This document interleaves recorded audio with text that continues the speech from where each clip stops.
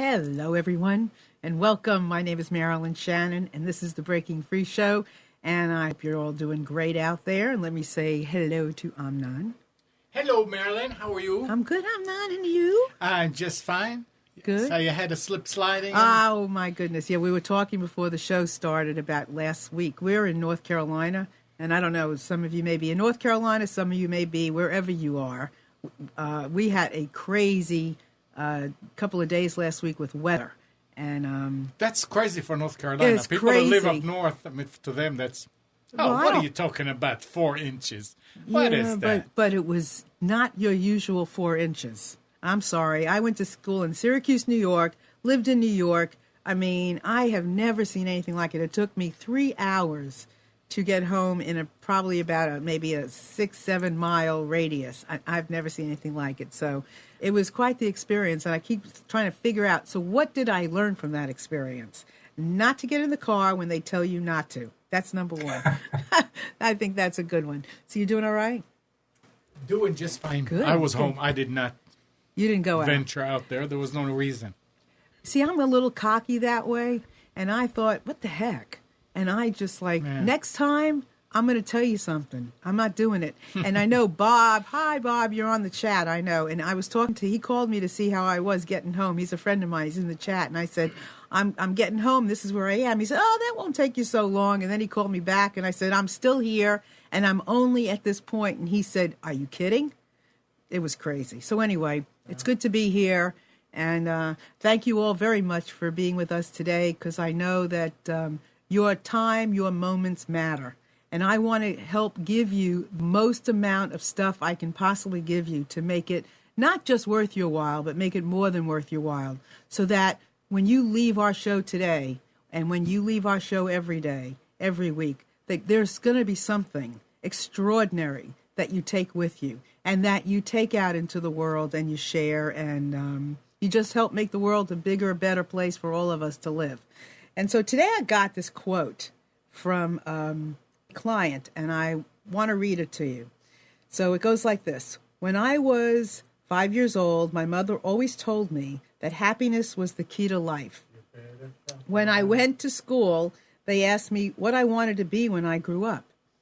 I wrote down happy. They told me I didn't understand the assignment, and I told them they didn't understand life. John Lennon. I thought that was really cool. But what I would like to add to that is I told them that they didn't understand me. So I just throw that out to you and take it in. Anyway, so, we always love to bring you these great, crazy shows, cool shows, people doing all kinds of great things because, I like to think that if they can, I can. If they can, we can. If you can, I can. If I can, you can. That's what I like to think. And so today, our guest has really taken on something in life that really, for something, and he wrote this great book called A Million Steps, which I have right here. And I have to say that first of all, he's a really good writer, Koontz. Good writer, great storyteller. But beyond that, he took this trip, which many of us have heard about, I think you might have, Camino de Santiago. It's a religious journey in Spain. He'll tell us all about it. The interesting thing is, one of the things that I'm drawn to, and Kurt and I had a conversation on the phone a month or so ago when we were arranging for today's show, is I knew this morning when I woke up, it was going to be something that he shared with us today that I was going to feel extraordinary from, that I was going to feel something from his journey that was going to be important for my journey. That's how I feel, that we're traveling this journey together and that I would feel like I was on this thing. And there's something magical about his experience that I want to know about, because I want to tap into that level of magic that exists, that veil of life that exists that we don't always get to see. Kurt, welcome to our show. How are you? Marilyn, I'm doing great, and it's really an honor and a privilege to be on your program today, and thank you for allowing me to be here. It's my pleasure. I'm delighted to be able to have this time with you and to, have this conversation and chat. And I'm going to tell you something, everybody. He's a great conversationalist. Let me tell you, I enjoyed our few moments before the show even started. So Kurt, had somewhat of a normal entrepreneurial businessman kind of life. He was in the corporate world and lived that life, and then made some changes in his life, retired at the age of 36, and then decided to take this trip. But he also, you had some addiction in your history, right? Yes, I had some alcohol addiction, and it's generational. My grandfather actually died from alcoholism on the exact day that I was born, January 18, 1964. Wait, could you say that one more time? Your grandfather what? My grandfather died from alcoholism on the exact day that I was born, January 18, 1964. Wow. My father died from alcoholism in June of 2001. And right then and there, I said, this cannot be a part of my life ever again. And I was functional, but I had crossed the line.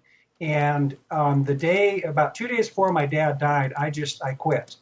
And it was a very, very wise thing to do. And I'm very fortunate. I know a lot of people struggle every day, and they just try to get through 24 hours without drinking. I don't have that desire at all. I just realize it's not for me. I can't do it. It just doesn't even enter my mind. Mm-hmm. Well, so that was a big part of your life. I mean, this wasn't just something that you just took on, kind of like for the heck of it. This was something that you grew up around. It was a part of your life. Generational is a good way to describe it. Yeah, really, really, really, really. I mean, it was like part of your identity. Yeah, and I quit when I was, I have to think about this. I quit in 2001, and I'm 50, so it's been quite a long time now. Mm-hmm. And I really think when you drink a lot, you don't feel a lot. It's kind of like going outside in the cold and you're wrapped up in a big blanket. You don't get that chill that comes in. And the same with alcohol and feelings. Your feelings never really hit your core. So since stopping and moving forward, it really has been almost a rebirth. I've just learned so much more. My relationships are better. My friends and family are better. Everything's better. And, some people can drink and some can't. I'm in the can't category. And that's just the way it is. Right. And it's interesting because some people do drink initially to numb themselves, and some people, it's just a part of their culture, a part of their everyday life. For you, what age did you start to drink? Oh, I started drinking in junior high school. I messed around with some beer and this and that. And then I'd say by the end of high school, I was drinking pretty regularly. Mm-hmm. And, the weekend parties, and there were some week parties and stuff like that. And so pretty good history up until 2001. In 2001, cold turkey, I stopped, never looked back. And that was that. Mm-hmm. So you love adventure. Marilyn, I really do. With retiring from work at a younger age, and when I did that, I really sat back and thought, what's more important in life, time or money? And I did not leave this company with big stacks of gold. I don't, have jets that I just fly to Tahiti in the morning or do those kind of things. I really sat back and thought, I've done the corporate thing. I've enjoyed it. I've had some financial success, but there's got to be more to life. Mm-hmm. And when I decided to make the leap, which I call the old Fonzie move of jumping the shark to retirement, I really pared back my life to a point where I didn't need a whole lot of money. So the amount of money I currently live on in a year would, I think, make most people blush. And I think I'm very fortunate and I lead a nice life. Mm-hmm. But at that young age, I really branched out, and I kind of dove into retirement with the same passion that I had worked in the corporate arena. So I started doing volunteer work, and I started getting a lot more physically fit, and I really got this bug for adventure travel. Mm-hmm. And in looking back at my life, I think that the greatest experiences I've ever had for personal growth have all occurred on these long journeys. So that is why the Camino was an ideal candidate for something for me to do.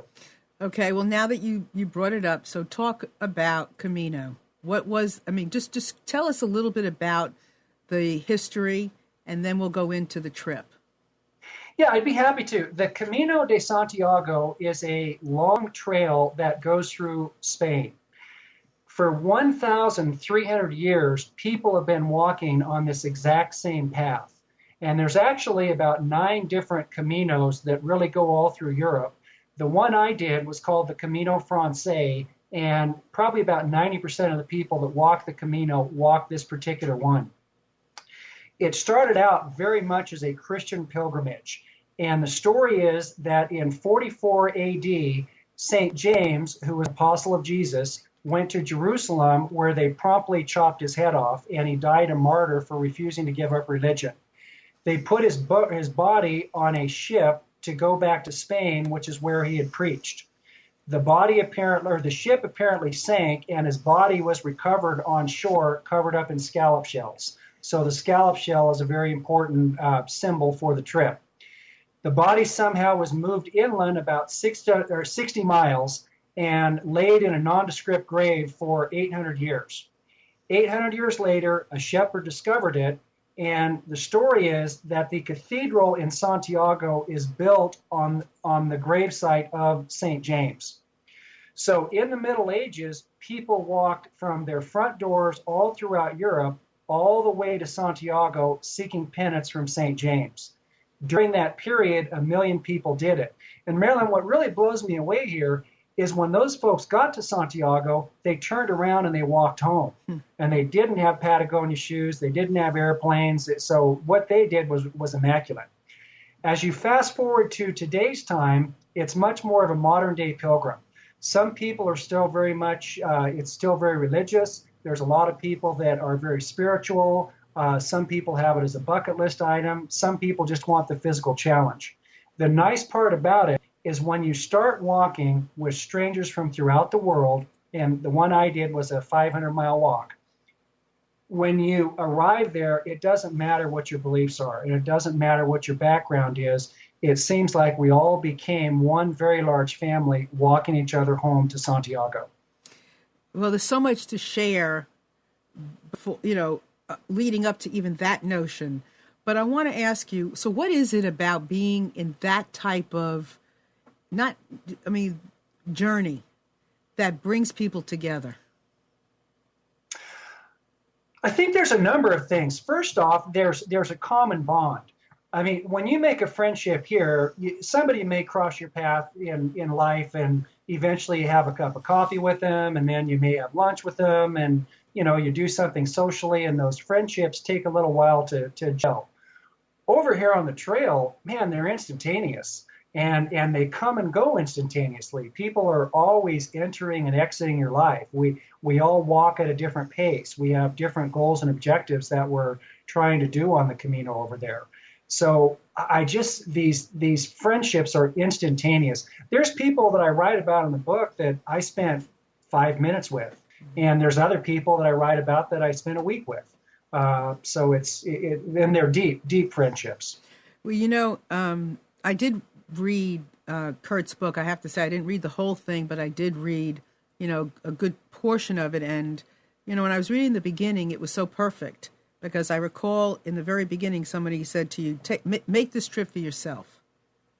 Don't do this trip for anybody else. So. It was perfect timing. It was the very first day I got there, and one of the volunteers at the hostels, which you sleep in hostels every evening, he was kind of lecturing some young women on how to walk the trail. And he said, if people are going to walk at a different pace, don't push yourself to stay up with them.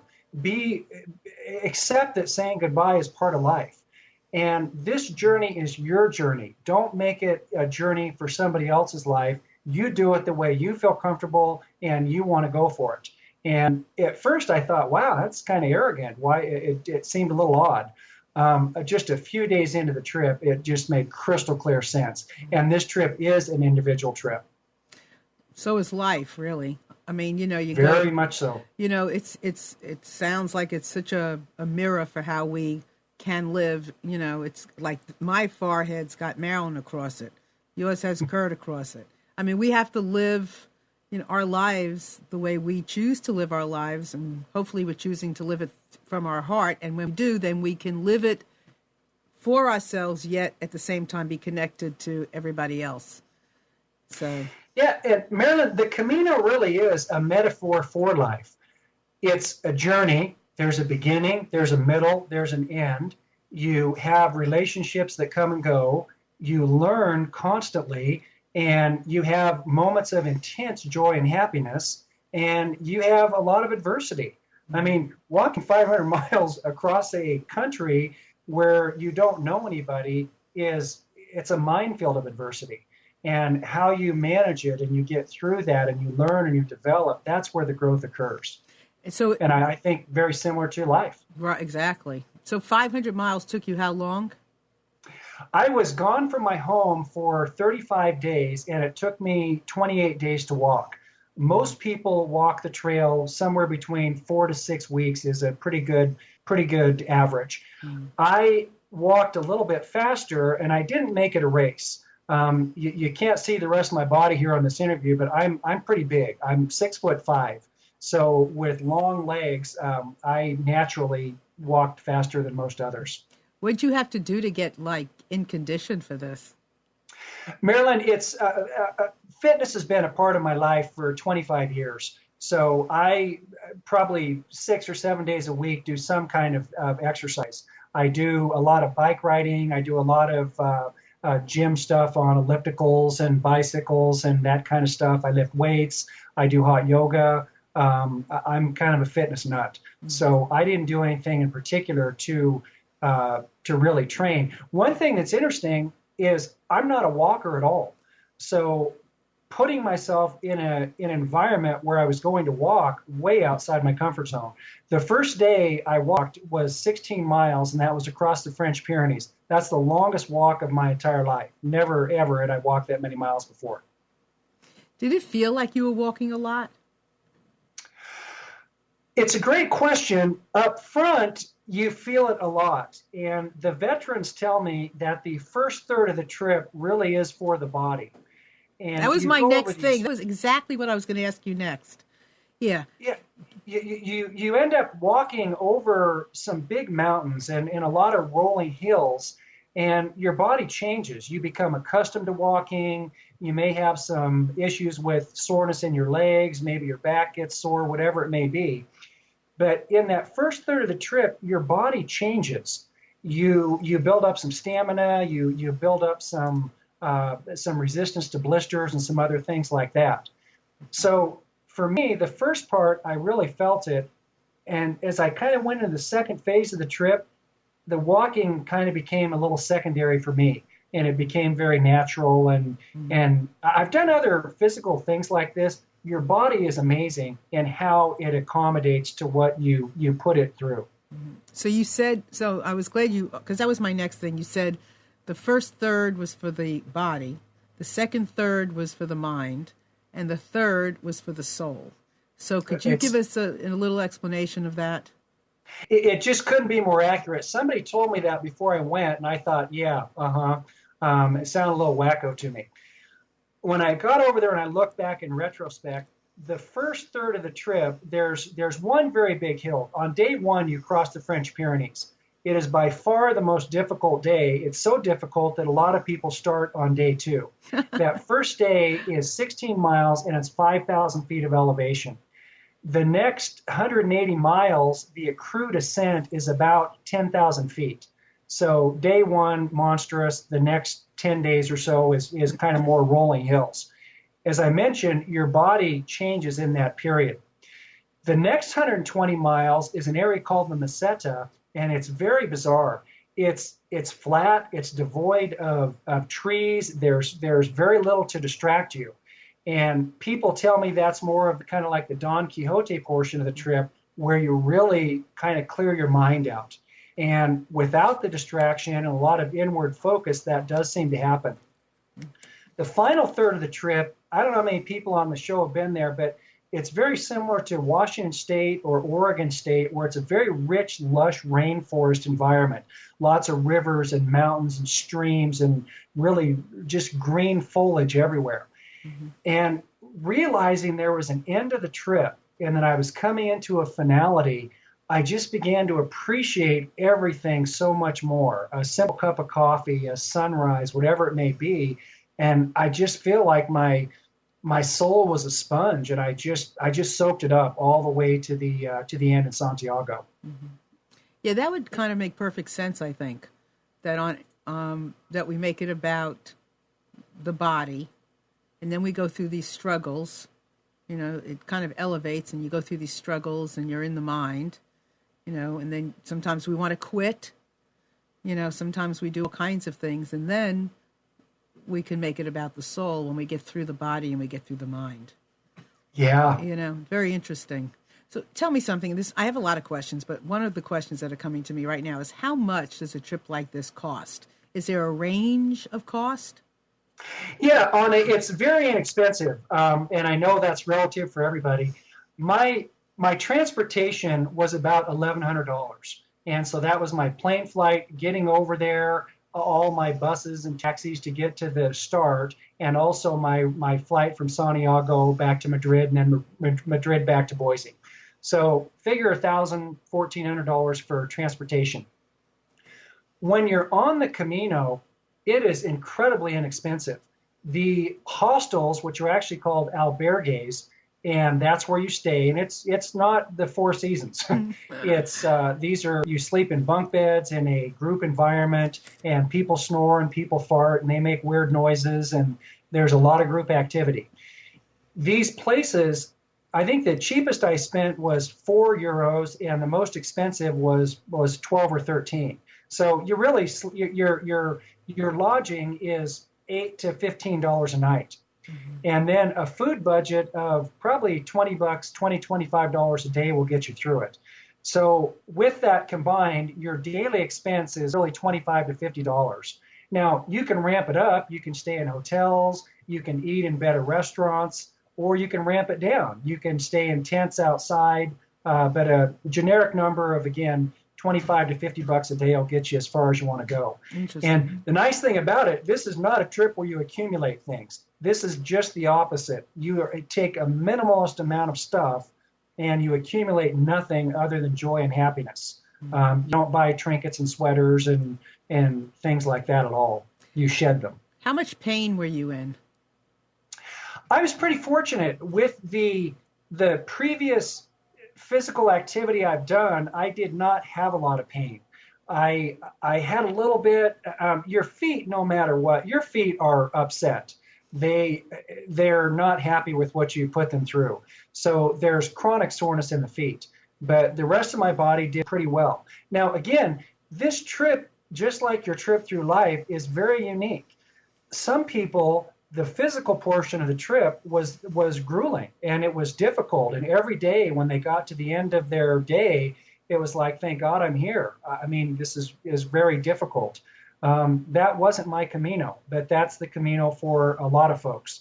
Mine was more in the head. In the head, meaning what? Meaning that's where I spent more time in a mental journey than I did the physical portion of it. And where was your spiritual journey? Oh, the spiritual journey sprouted and was a part of the trip every single day. Very rich and really awesome. Mm-hmm.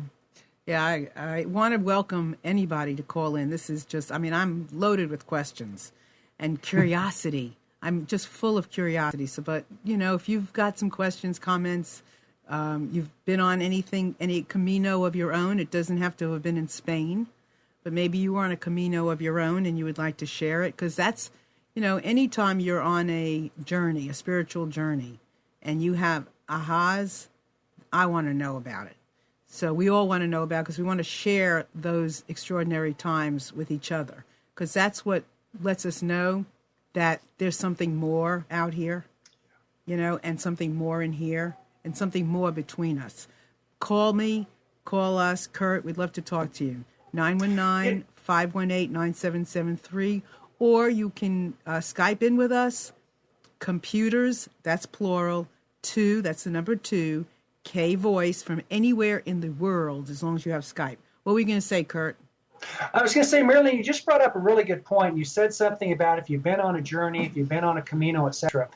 to me, the reason I went on this trip is I wanted to put myself in an environment where everything I was doing was outside of my comfort zone.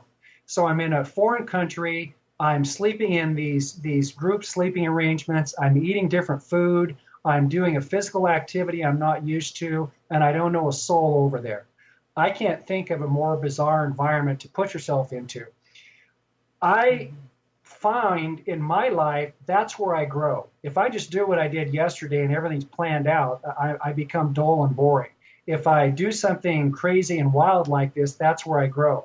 So I do a lot of public speaking about this trip.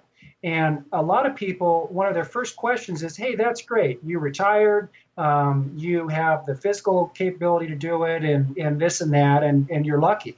Mm-hmm. And I say, I am lucky, but you're lucky too, because you don't have to go to Spain to take Camino. You can take Camino every single day of your life. And I recommend that you drive home from work a different route, that you go to a restaurant and order something different, you vacation somewhere different, go to your local community college and spin the bottle and take a course you know nothing about. Mm-hmm. Go to a bookstore and buy a cookbook and make what's on page 49. And if you're lucky enough to have it be dessert, have chocolate pudding for dinner. Just don't keep doing the same crap you did the day before over and over and over, because pretty soon you'll be old, you'll look back and you go, that's it. And that's not where I want to be. So take your own Camino every day. So hold on. For those of you that it might be joining us now, I just want to let you know we are speaking with Kurt Koontz, the author of this fabulous book, A Million Steps, and we're going to ask him what that means. Oh, Amnon, you have a picture of it, right? Oh, it's on there. He's so smart.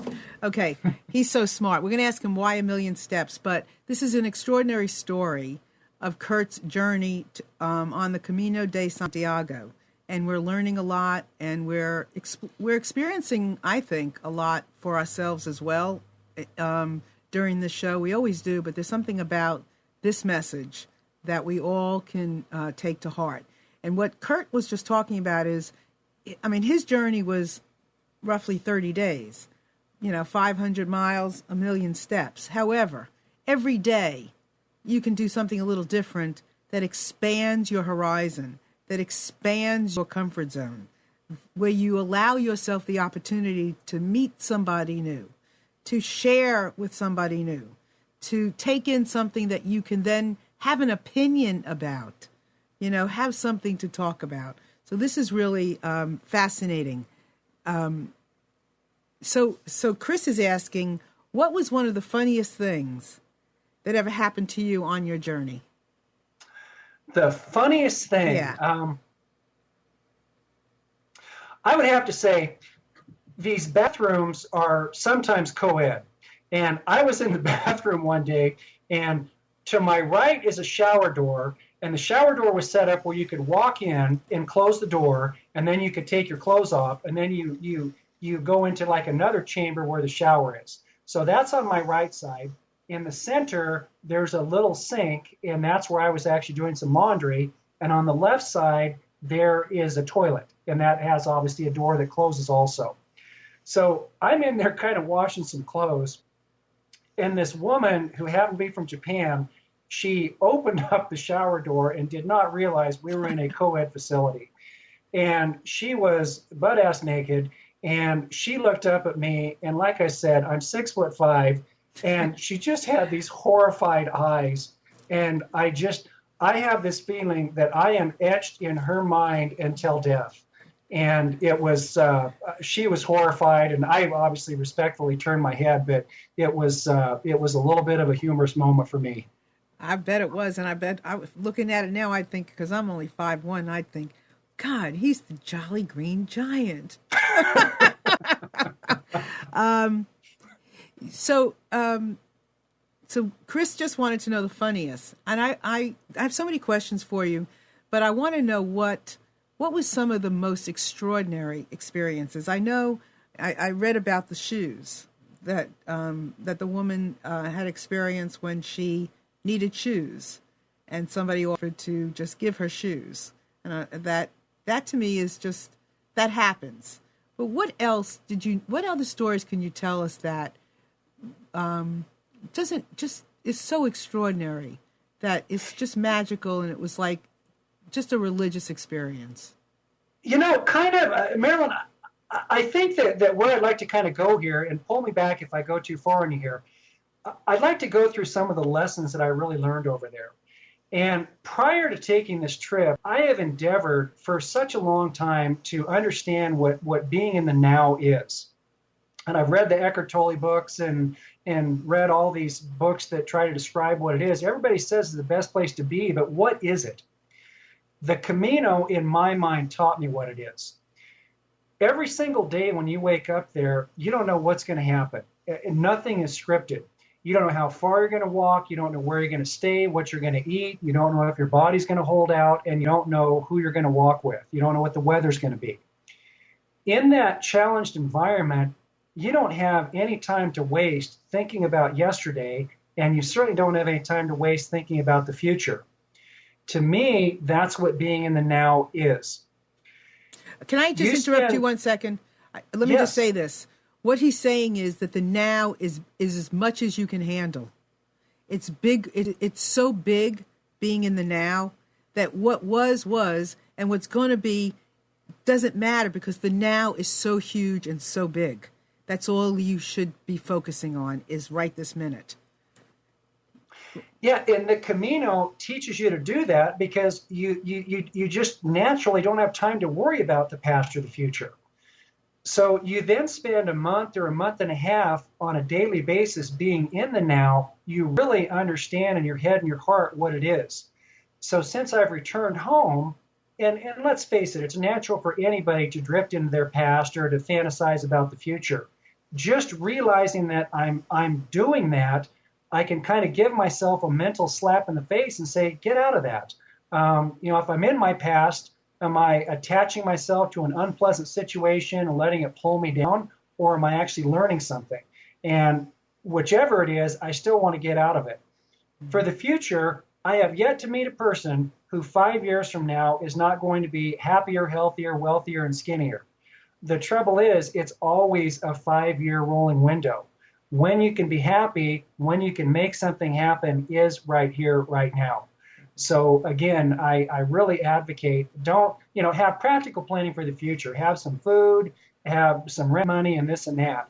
But the 5-year, the 10-year plan, don't worry about it. It'll take care of itself. Do what you can do today to make yourself happy, to help another person, to improve your life, to improve somebody else's life, whatever it may be. Mm-hmm. So living in the moment or living in the now to you means, like, give us an example of what you do now, that living in the now. Marilyn, everything I do. If I'm at the gym, I want to sit there on the bike and I want to feel my body move and I want to feel the sweat pour down my body. In talking to you right here, right now, I want intense focus on what's happening, not what I did before the program, not what I'm going to do after the program. And if I'm washing a dish, I want to wash that dish like a dish has never been washed before.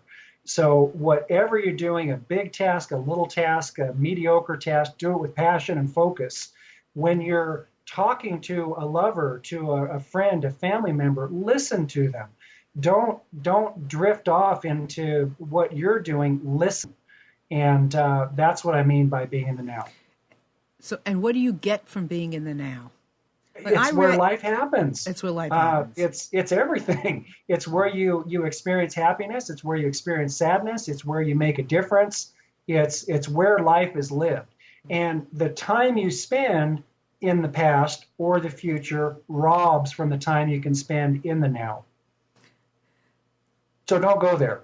So this is really extraordinary and very valuable because, you hear we talk about these things. Be present, be conscious, blah, blah, blah, blah, and I'm all about listening, blah, blah, blah, blah, blah. However, what we're talking about now and the way Kurt is explaining it, and can you not, really, everybody out there, can you not feel that power of talking about this moment, like this moment that we're sharing with each other, this very show, this very moment? Can you not feel the power of all of you that are on the chat together and all of you that are listening? Can you not just feel this moment now? What you experienced before can't hold a candle to what you can experience right now together with us, and what you can possibly think about what you should be doing later or tomorrow, you have no real connection to, because it may never happen. But what you have right now and what we're experiencing together in this moment is what's happening. And however you want to experience it, you can. You have power in this moment, right? You know, very much so. And another kind of topic, that was a big lesson I learned. And I don't really know how I learned it, but I did. Another one was the whole concept of worry. When I went over there, and trust me, by nature, I'm a worrier. And again, I have the same generational situation from my family. We all worry about stuff. I went over on this trail and I started walking, and I found that the more I let go of worry, the better things worked out. Mm-hmm. And that everything did have its own way of working out. Mm-hmm. And I can give you an example here. If you're walking on this trail and you roll your ankle and you're injured, I guarantee you 3 people behind you is an orthopedic surgeon from the Mayo Clinic. And things just from a serendipitous manner really seem to work out.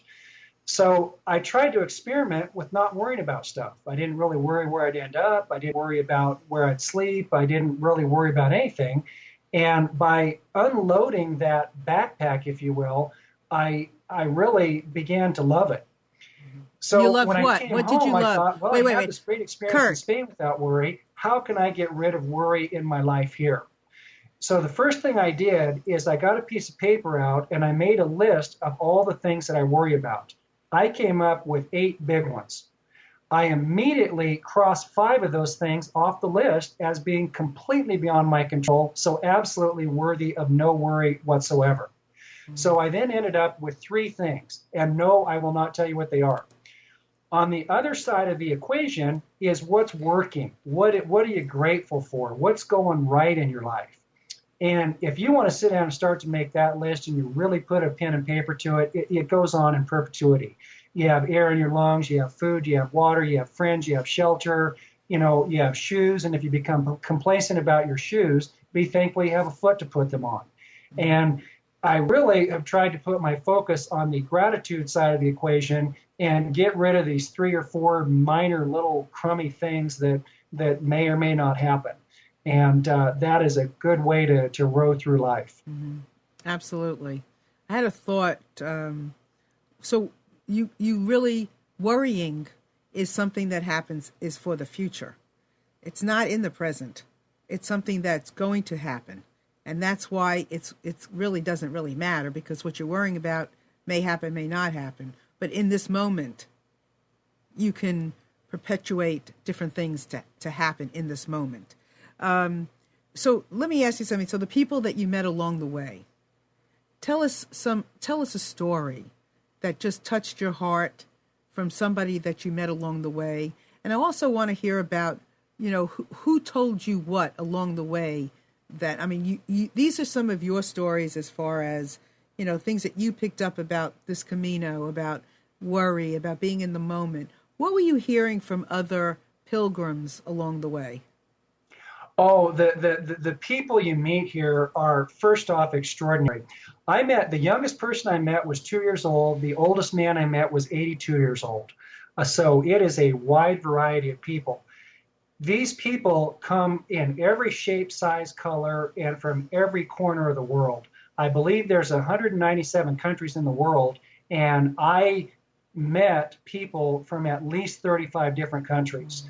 And when I say I met them, I mean that I spent time walking with them, sharing a meal with them, sharing intimate conversation, whatever it may be. The biggest thing that I learned is there really is no us and them. It's a lot of us and a tiny fraction of them.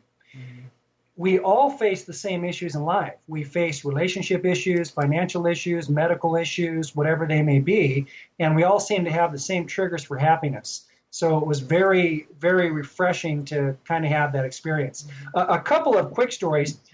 I met this one man, his name was Angelo, and he was walking with his wife named Sandra, and they were from Cuba. And I was very fortunate to have dinner with them, and they told me how they escaped Castro in the 60s, or how they escaped Cuba under Castro in the 60s. And it was a mesmerizing story for them to tell me how they got out of the country. He came 3 years before she did.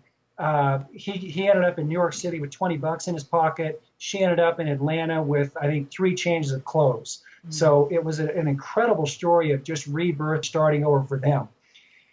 The thing that was so amazing about this particular guy and his wife, he was 75 years old. And during dinner, I casually asked him, I said, "Is this your first Camino?" And he goes, "No, this is my 4th one." And I said, "Well, when was your first one?" He said, "In 2007. So here's a guy, 75 years old, with wife 70. They walk the damn thing almost every year. I mean, how inspiring is that? Wow. It inspires me. I mean, I went on the Appalachian Trail last year a couple of times, you know, and that was a Camino. I mean, I saw myself the scaredest I think I've ever been. I saw myself absolutely frozen, not being able to move. And when I finally was able to move, and then we came back through the path that was completely frozen. I could not believe how freeing I felt to get past where I was so scared the last time. I mean, it was, for me, it was extraordinary. And, I mean, you just have to be in the fear to be able to be stronger than the fear, if that makes sense. Yeah, you have to just get over it. I mean, on day one of walking the Camino, doubt definitely came into my mind. I mean, 500 miles, and let's take this back on the metaphor of life again. I mean, when you're in your teens, death seems impossible. It's too far away. When you're on the trail, walking 500 miles, the mile 480 is a fantasy. It doesn't exist. It's way out there. Well, all of a sudden, you're halfway through the trip, and all of a sudden there's 2 weeks left, and all of a sudden there's a week left, and all of a sudden you end up at the cathedral, and it's like, wow, there's a finale to it, and it's over. I can hardly believe I walked this trail in September. I started on September 14, 2012, and I finished in the first part of October. That's 2012. We're in 2014. I mean, I can't believe it's that far of my past at this point in time. And another fun part about this whole story, Marilyn, I'm not a writer. That's not my background. I don't have any experience in it. And about halfway through this trip, I really felt compelled to share this experience with as many people as I could. There's at least 100 books written about the Camino. And what's beautiful about that, we all share our own unique experience. I tried to write my book, A Million Steps, in a manner that would allow people to feel like they were in my shoes, my head, and my heart for the entire trip. And based upon, you know, the sales I'm having, the people that are inviting me to speak, the number of reviews I have on Amazon and other things like that, I think I'm onto something. And this whole book has been a whole nother journey. Writing, you know, when I got to Santiago, I thought, well, that's the end of my trip. It's just the beginning. Writing a book was a huge experience in self-discovery and expression and learning something new, etc. Then to go out and promote a book, man, if you think you just write one and put it on Amazon and the world beats a path to your door, completely incorrect. You have to get out there and work it. And in doing programs like this and doing speeches and doing tours and interacting with people, I feel like I'm the luckiest guy in the world. Mm-hmm. People seem to be paratrooping into my life.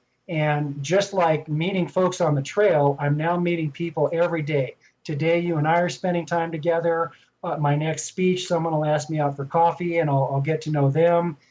Just my email in the morning. I open up my damn email and Kurt, there's inevitably a comment from somebody who's read the book. Let me ask you a question, and I want to get into more about the book, but I want to ask you, and you just opened up something. So what kind of a people connector were you before this trip? I would say I was always pretty social, and I did connect people. My biggest asset was staying in touch with a wide variety of people. Mm-hmm. But now there's a big connection going on. Mm-hmm. It's just the ripple effect. Mm-hmm. I feel like my energy is moving out into the universe, and people are inspired and things like that. And what is your what energy do you want people to be inspired from you? What's the energy you're putting out there? What I'm really hoping is, again, my core message here: step outside of your comfort zone and try something new. Do not become dull. And dullness comes from routine, and we're all subject to massive amounts of routine. So grab the stick and fly the plane. Don't fly on autopilot. Yeah, that's what breaking free is all about. So tell us just real what's a million steps mean? The title of your book. It's the actual number of steps it took to walk the trail, and I had some internet access, and I was curious as to how many steps were in a kilometer. And so I sometime got on Yahoo and I punched it in, and the range was something like 500 to 5,000 steps. And I knew that was ridiculous. So one day I was walking close to a highway and they had a kilometer marker, so I counted. And for me, it was 1,153 steps per kilometer. So doing the math on that, the literal number of steps is 909,000. And I added about 3,000 more in every day for walking around the villages and just moving around to get your dinner and this and that. And I think the number of 1,000,000 steps for me is about the number it took to walk 500 miles. Wow. Also, there's another question that I have a burning desire to ask you. And what were the people like that live in these villages, these little towns? What would they like? They're extraordinary, wonderful people. And here in the United States, I mean, we're 200 years old. You go over there and there's some history. I mean, you walk across bridges that the Romans built when they invaded the country. So with that, in these villages, which is where you spend 90% of your time, you go through 4 major cities. Those cities have about 200,000 people, but those are quick. In fact, I didn't even stay in 2 of them. Most nights you're in villages that have 50 to 1,000 people that are the residents there. These are generations of people that have lived in these villages, and they are agricultural by nature. They work the fields that are local, and they're generations living together, and they've lived that way for a long, long, long time. They've seen 1,000,000 Kurtz come and go, and they still go through their day-to-day life and their activities. Some people are very open and interested in what we're doing, and some people, they have no use for us at all. We're a distraction and kind of an invading their space, if you will. Mm-hmm. So the ones that react to you, the ones that, notice that you're there, what would you say is their overall way of looking at life? I mean, they have to feel the energy of the people that are on the walk. They have to feel the walk. So, or even the people who aren't paying attention to you, they have an outlook on life that might be similar. And I'm curious what that would be, if you have any insight. These people are, first off, unbelievably supportive. Prior to the show, we talked about people helping out. There are volunteers that typically work in these hostels, and most of them are pilgrims. They're people that have walked the Camino before. And when they go over and they volunteer their time, these are true blue volunteers. They're not doing it to win an award. They're not doing it for some kind of strange gain. They are there to make your life better on a daily basis. And they will go to the end of the world to make that happen for you. So you really get a sense of volunteerism. Mm-hmm. The people that live in these villages, the ones that I was fortunate enough to talk to, they are definitely in tune with what's going on. And you also hit on another really nice point here. You talk about energy left behind. 2 million people walk this trail ahead of me. So I get to feel the energy for all of those footprints, and then I leave my own footprint for the people that will follow mine. And I tell you, that just sends chills up and down my back. Just the energy of this path is immaculate. Of all the places I could have walked in the world, I chose the right one. Yeah, I would imagine just stepping the first step, would be just, you just feel it right in your heart. I mean, my heart would be beating and I'd be breathing hard and I could just feel it. So, but these people in these villages, I mean, they're some of their lifeline is the tourism that they get from people on the walk, isn't it? Yeah, a lot of the villages are supported by a lot of Camino activity. There's no question about that. People spend money there, and we sleep there, and this and that. But it's Maryland. You have to go there. It is such a step back in time. I was in Spain for 35 days. I saw 3 fast food restaurants. You get in these little villages, and there's really 2 places for commerce. There's a little store, the tienda, and there's a bar. And the bar is the center of the universe. It's where you get coffee. It's where you get breakfast, lunch, and dinner. It's where you socialize, where you can get a cocktail, have a soda, whatever. And that's commerce. There's 2 places in the village. There's not McDonald's, Walmarts, and REIs, and buy this today special $1.99. It's just life, and it's conversation, not things. Then it's not that distraction. It's being in the moment. So how many books have you sold? I'm just about to cross the 3,000 mark. For a self-published guy, that's pretty far ahead of the curve. And I think I'm just getting started. Well, that's excellent. It's really starting to take off. Yeah, I wanted to just mention it really is an easy book to read and to get something out of. And I would highly recommend. It's not complicated. It's not long. The print size is good. The paper feels good. I would really highly recommend you all taking a look at this book and getting it and experiencing some of this stuff. I think some of what we talked about, has been extraordinary, and it touches the surface of what you can experience on your own. And I would highly recommend that you check it out. Kurt, so now that you've done this, and I know you're speaking, just tell everybody where they can get the book before we go any further. Oh yeah, first off, you can start at my website, which is kurtkoontz.com, and that's KURTKOONTZ.com. And you can get in touch with me. My telephone number's on there. You can send me email or whatever. And then you can get the book on Amazon in paperback or Kindle form. You can also get it for the Nook or for the iPad through iTunes. And you can also go to a local bookstore and they'll order it for you. So there's no excuse not to have the book. Perfect. And then if you want me to speak, just get a hold of me through the website and contact me, and we'll figure something out. I do a lot of public speaking, at least 1 or 2 times a week. Perfect. So you've done this walk. What's your next? And a walk, again, can be any ladder that you climb, any way out of your box. So what's the next thing that you are taking on that you can share? Is there anything else? Marilyn, I'm on it right now, okay. and I'm drunk in love with it. It's the marketing of this book, and I'm going on a personal vacation, which we talked about, down to Southern California this Wednesday, and I'm going to be there for a long time. But it's a working vacation. So I was recently in San Diego, and I had the chance to tour a couple libraries down there. It went well. I called the library people in the county and said, "Look, I'm available. Can I do some more?" I'm going to talk at 14 libraries in the next 4 weeks down there. And when I come home from that, I've been invited to go to Denver and do a similar deal there. I'm speaking at wellness festivals. I'm meeting new people every single day. So my current journey, completely unexpected. I never thought I would be an author. I never thought I would be a speaker. And now it's what I do every waking moment.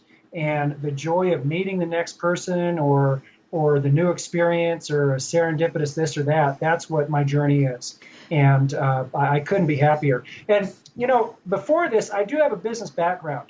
And I would have been a lot more worried about, can I get my money back? How much does it cost to print a book? How much do I sell it for? That's irrelevant. And if this book is meant to be well read, it will be. If I'm meant to speak at a lot of places, I will. I just have to let that part of it go. And every day I do whatever I can to spread the word about my book, about my message, and I let the rest of it take care of itself. And it's a great journey to be on. Very enjoyable. Yeah, I would say I agree with you there for myself as well. And I think in that moment that we talked about, in the present moment, that's where those serendipitous experiences occur. And they're so much fun. And they're the ones that you want to, like, pick up the phone and call somebody in the moment and say, you won't believe what just happened. Or, right, that you want to report to somebody. Isn't that correct, Kurt? Marilyn, they just don't stop. They happen to me so frequently. I'll tell you a very quick one here. I know we're running out of time. I got an email from a woman who was 73 years old who thanked me for the book and said, I really felt like I took the trip and I couldn't do it because I physically can't handle it. If you're ever in Southern California, I'd love to hear you speak.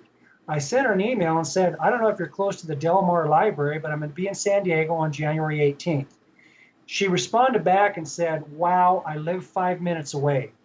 Then about 10 minutes later, she sent me a note and said, I see you live in Boise and you're speaking tonight. My sister lives in Boise. She'll come up and introduce herself.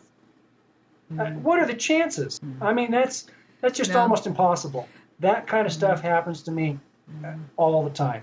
Right, and I think being able to share it, being able to be aware of it, share it, have people to share it with is extremely important. And I would venture to say that everybody on the chat right now is somebody that I have had a serendipitous encounter with in meeting.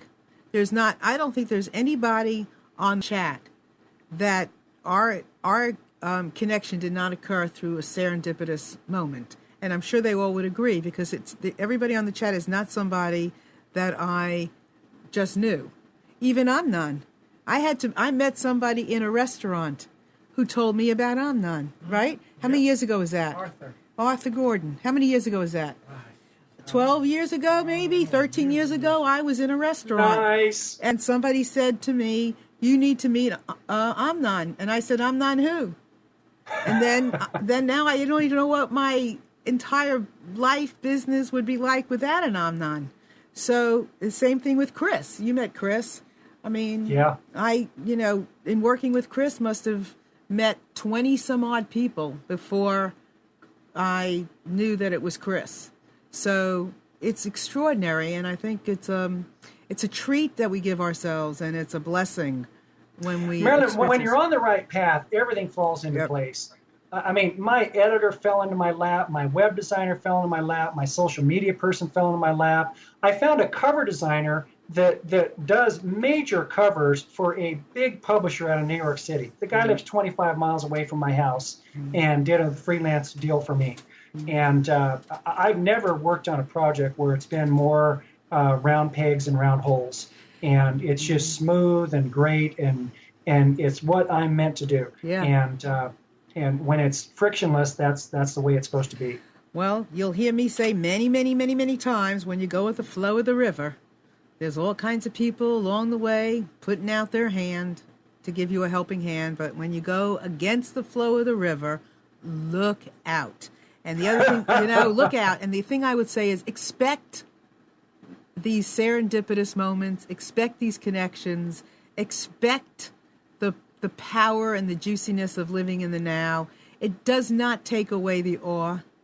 Believe me, it does not take away the awe. In fact, it makes the awe all the more oy, but live in the now, right? Wouldn't you say, Kurt? It doesn't take away all those encounters. It just makes them even juicier, right? It amplifies them. It adds character to them. It makes it rich, and it gives it fulfillment. No question about it. Right. It gives it that godly, universally spiritual essence. When you acknowledge them, accept them, look for them, know they're going to happen. It takes away the worry, because you just know what's there to worry about. Things take care of themselves. So I want to thank you very, very much, Kurt, for sharing your time with us, your message with us today. It's been extraordinary. Marilyn, you're an exceptional host, and I really appreciate the opportunity to be on the program. And thank you. Thank you very much for allowing me to be here. Thank you. And hopefully you'll come back with us again, because these are the kind of topics and things that I love to talk about. I think that we can't hear enough people having these experiences to know that they're really out there. These experiences are really, really real. They're not just make-believe. They're not just a novel in a book, but they are somebody's everyday experience. And I know today that I'm going to drive. I'm going to drive somewhere today that I don't ever go, or the way I never go. And I'm going to just, treat myself to these things. So I beg you to do the same thing. And I want to thank Kurt and all of you out there for taking the time to be with us today. Stay in touch with me up here. Please, please, please write me anytime. Make us a friend of yours on Facebook, MarilynShannon.com, on Marilyn Shannon on Facebook. Read our blog, the Breaking Free Show blog. Find me on Google+. I'm out there, and we're going to do all kinds of things there, too, because we want to stay connected. Thank you very much for being here. Kurt, you're an excellent, excellent, excellent guest. Thank you for keeping us stirred up and for having this hour go by like a blip. And with that, I want to say goodbye to you all. Have a wonderful day and a wonderful week, and we'll see you here next week. Bye.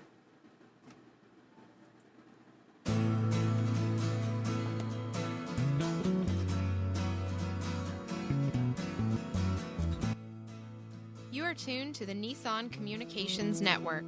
Our weekly lineup of call-in programs includes Computers 2K Now with Amnon Nissan, Health In with Debbie Bruck, Breaking Free with Marilyn Shannon, Lessons of Vietnam with NCVVI members, Reawaken Your Brilliance with Julie Seibert, and if you tuned in too late, you can always watch each program in its entirety or download an MP3 audio file of it at www.nissancommunications.com.